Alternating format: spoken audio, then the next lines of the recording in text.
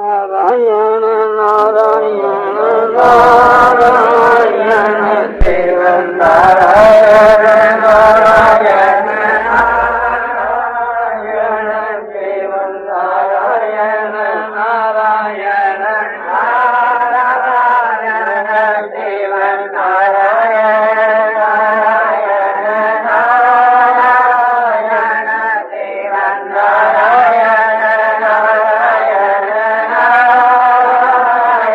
नारायण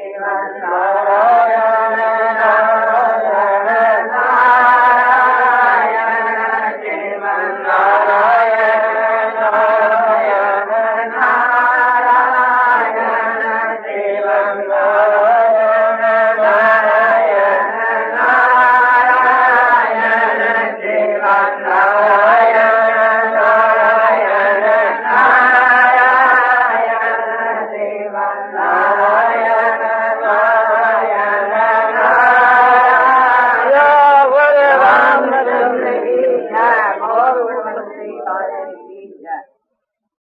परमात्मा की जो प्राप्ति है वो कठिन नहीं है।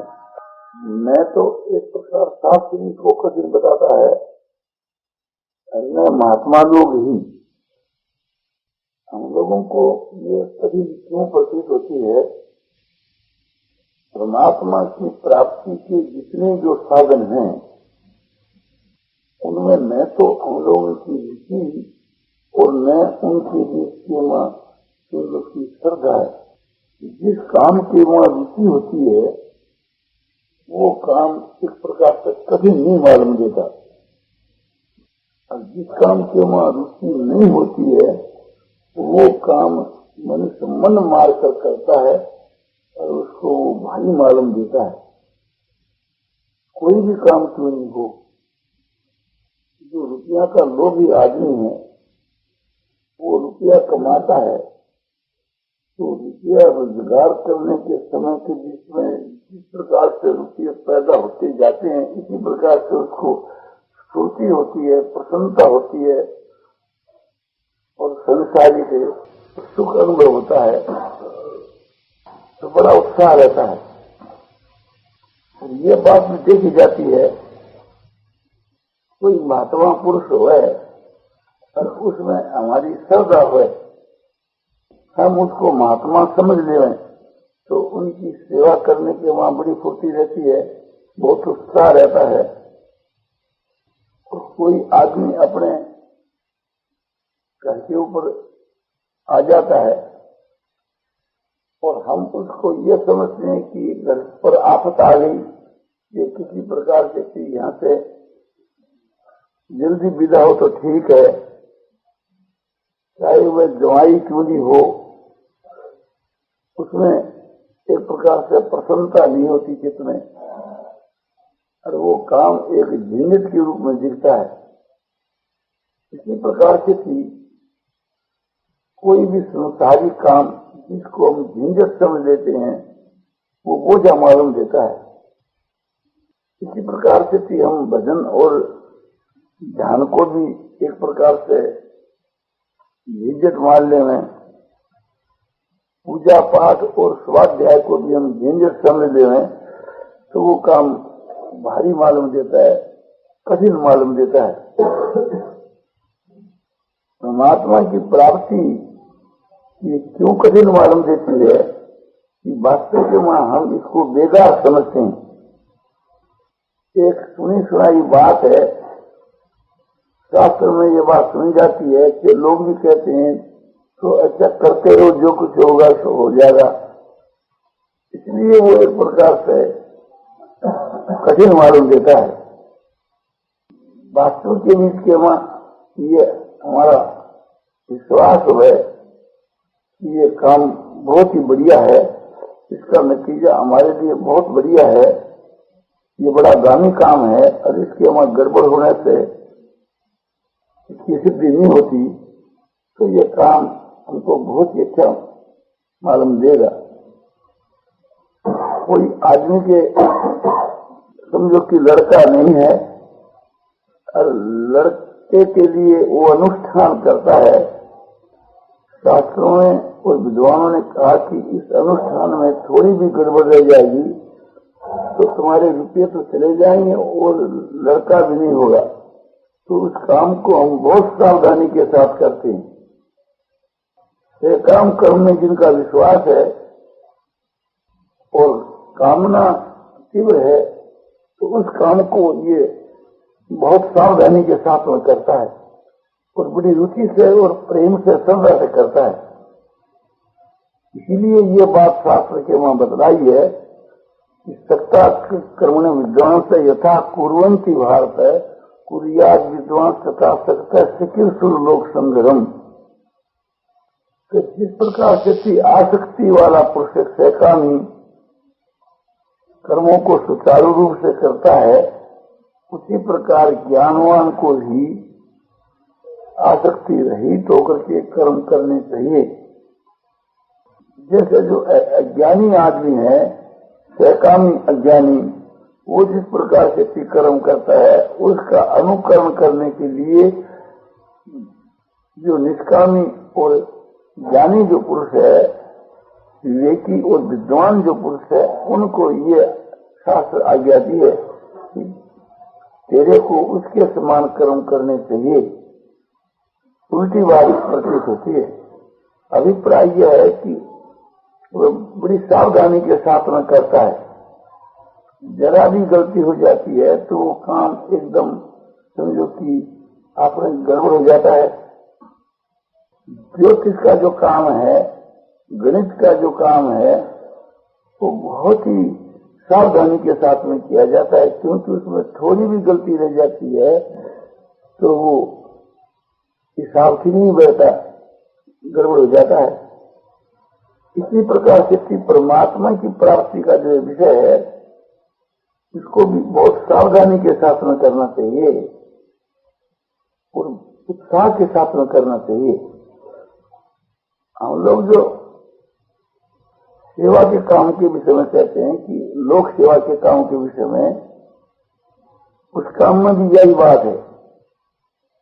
जिस लोक सेवा के बीच के वहां हमारी कोई कामना रहती है वो काम बहुत सुचारू रूप से होता है। अफसरों की सेवा का काम पड़ता है और ये हमारा भाव है कि इसकी सेवा करने से हमको कोई पद मिल जाएगा या अमुक हमारा काम इसे निकालना है तो बहुत सावधानी के साथ उसकी सेवा करता है जैसे अपने घर में आई हुई कोई जुआई के हम करते हैं। बात यह है कि उससे कार्य की सिद्धि होने की हमको पूरी आशा है। जहाँ आशा नहीं है वहाँ वो काम भाग रूप हो जाता है। हम कोई काम कर रहे हैं और उसमें हमको बड़ाई मिलती है या मान मिलता है या उसके वहाँ प्रतिष्ठा की प्राप्ति होती है तो उस काम को हम बहुत मन लगा के करते हैं और वो काम बड़ा प्यारा लगता है क्योंकि हम मान और बड़ाई प्रतिष्ठा को चाहते हैं। इसी प्रकार से हमारे को ये विश्वास हो जाए कि इस काम के करने से भगवान हमको मिल सकते हैं और बहुत शीघ्र मिल सकते हैं तो यह काम इसी प्रकार से बड़े उत्साह और प्रेम से होता है। तो हमको ये विश्वास करना चाहिए कि हमारे साधन की कमी के कारण ही परमात्मा की प्राप्ति में विलम्ब हो रहा है। और जब बहुत उच्च कोटि का साधन होता है तो उस समय के बीच के वहां साधन करने में भी एक प्रकार का रस आता है किंतु ये ख्याल रखना चाहिए कि रस के उद्देश्य से साधन नहीं करना चाहिए। रस के उद्देश्य से जो साधन किया जाता है वह पुरुष फिर प्रत्येक साधन के बीच के वहां रस की तरफ ही ख्याल करता है। रस का मतलब है कि काम करने के समय के बीच के वहां प्रसन्नता और शांति प्रसन्नता और शांति जो है वो भी एक प्रकार की रुकावट है।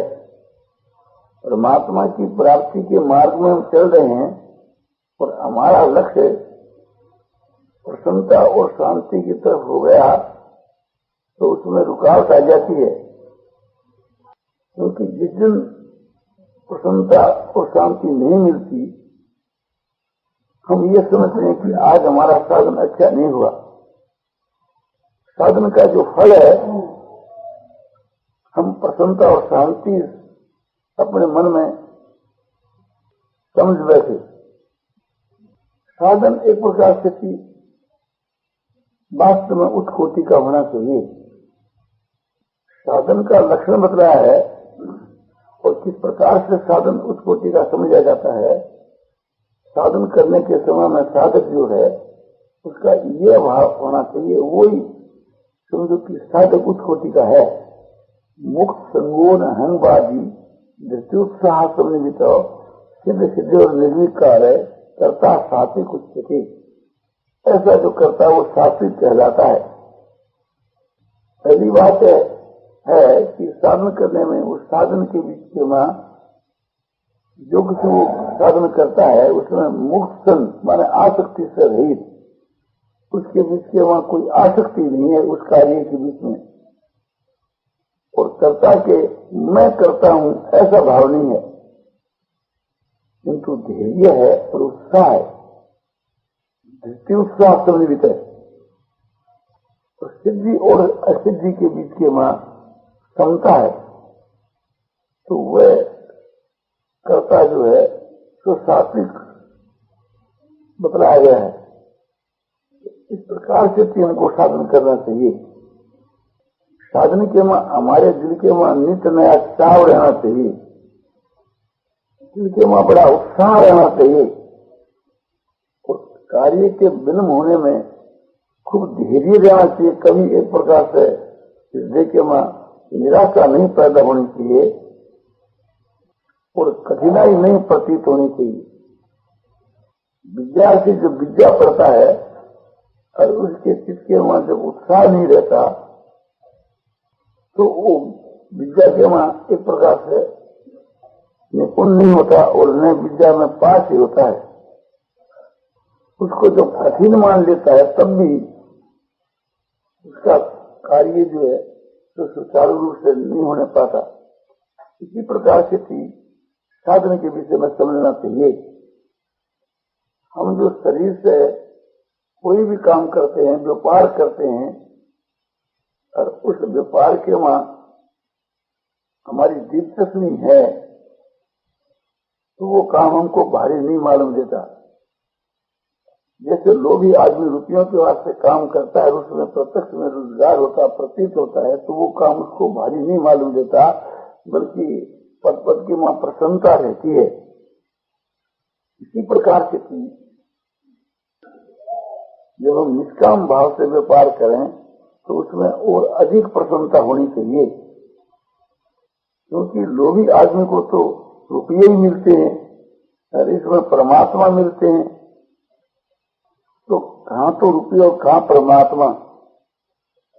यदि कहो कि व्यापार के मां तो रुपये प्रत्यक्ष में मिलते हैं, जितना व्यापार हम करते हैं उतना ही व्यापार उन्नत होता दिखता है और रुपये भी मिलते दिखते हैं। और परमात्मा की प्राप्ति के साधन में ऐसी बात प्रतीत नहीं होती। बोलो बात तो ऐसी है, क्योंकि ये बतलाया गया है प्रत्यक्षावगमन धर्मं सुसुखं कर्तुम मध्यम। ये एक प्रकार से थी, इसका फल है तो प्रत्यक्ष है और ये चीज धर्ममय है और अविनाशी है और साधन के वहां भी सुसुखम है। तो इसलिए ये भी ऐसी बात प्रतीत होनी चाहिए। न होने का कारण यही है कि हमारे विश्वास की कमी, श्रद्धा की कमी के कारण ही उसके वहां रुचि की कमी है और रुचि की कमी के कारण ही उत्साह की कमी है। उत्साह की कमी के कारण ही वो जो कार्य जो होता है वो सुचारू रूप से नहीं होता। इसलिए ये सारी बातें हैं। तो हमको बड़ी प्रसन्नता के साथ कार्य करना चाहिए और ये उम्मीद रखनी चाहिए कि भगवान अवश्य मिलेंगे। क्योंकि भगवान स्वयं कहते हैं और अच्छे पुरुष भी कहते हैं, और जो अच्छे पुरुष संसार में हैं वे बड़े उत्साह से करते देखने में आते हैं। इस बात को ख्याल में रख करके हमको खूब उत्साह से कार्य करना चाहिए। फिर वे कार्य जो सो न तो कठिन ही प्रतीत होता है और न भारी प्रतीत होता है। नारायण नारायण नारायण श्रीमन नारायण नारायण श्रीमन नारायण नारायण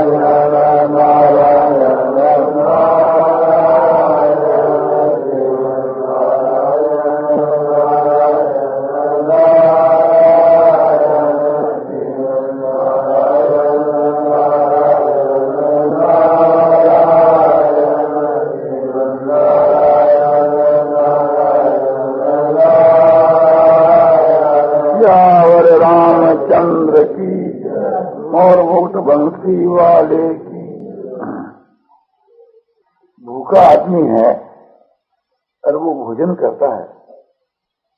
भोजन करने के समय के वहां उसके मुख में जितने ग्रास जाते हैं साथ साथ उसी प्रकार से थी क्षुधा की निवृत्ति होती चली जाती है। इसी प्रकार से थी मनुष्य जब विद्या का अभ्यास करता है यानी व्याकरण पढ़ता है तो ज्यों जो पढ़ता है ज्यों जो व्याकरण का ज्ञान साहित्य का ज्ञान एकदम प्रत्यक्ष बढ़ता चला जाता है। इसी प्रकार से थी जो परमात्मा के नाम का जप करता है परमात्मा का ध्यान करता है गीता आदि शास्त्रों का स्वाध्याय करता है मन लगा करके की श्रद्धा और प्रेम से तो एकदम प्रत्यक्ष के बीच के वहां उसकी उन्नति होती चली जाती है और उस विषय का उसको ज्ञान बढ़ता चला जाता है। व्याकरण पढ़ने वाले को जैसे ज्ञान बढ़ता चला जाता है इसी प्रकार से थी इस विषय में परमात्मा के विषय का ज्ञान बढ़ता चला जाता है। परमात्मा के विषय की उसको जानकारी इतनी बढ़ जाती है कि जिसका हम लोग अनुमान भी नहीं कर सकते, किंतु वो जानकारी बढ़ती है तभी कि जबकि हम उसको दिलचस्पी से करते हैं तो इस विषय के हमको परम श्रद्धा के साथ में साधन करना चाहिए।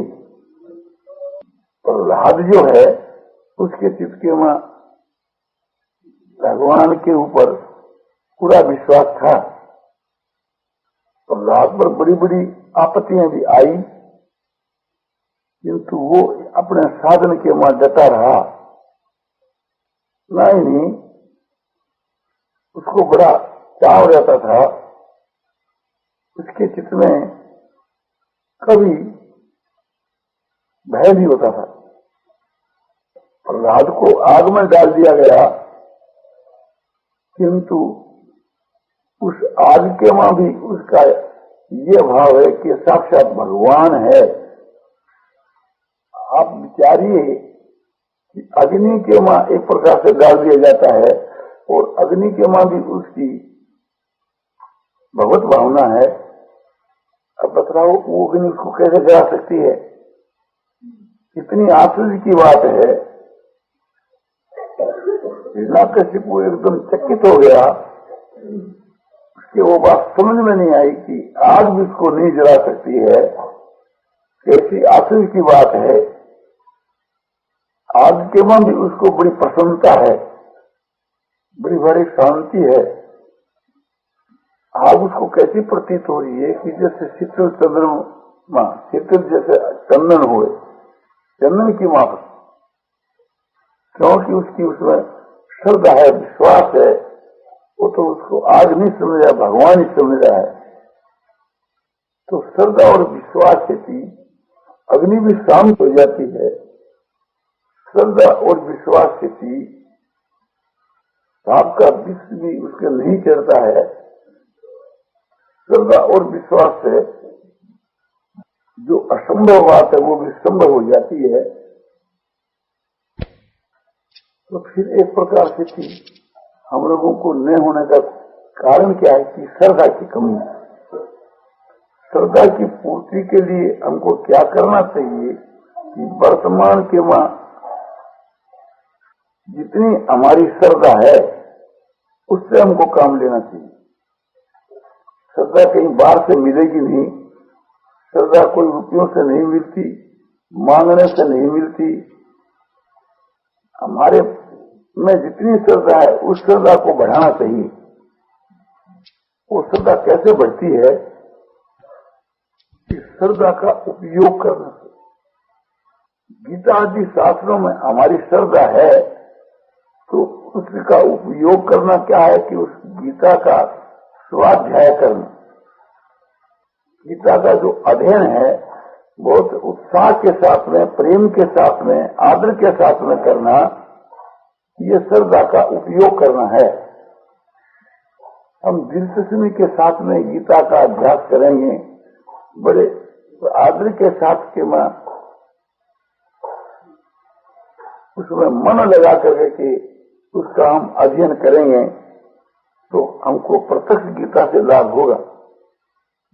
यह बात प्रत्यक्ष देखी गई है और आप भी इसका अभ्यास करोगे तो आपको भी इसका प्रत्यक्ष मालूम होगा।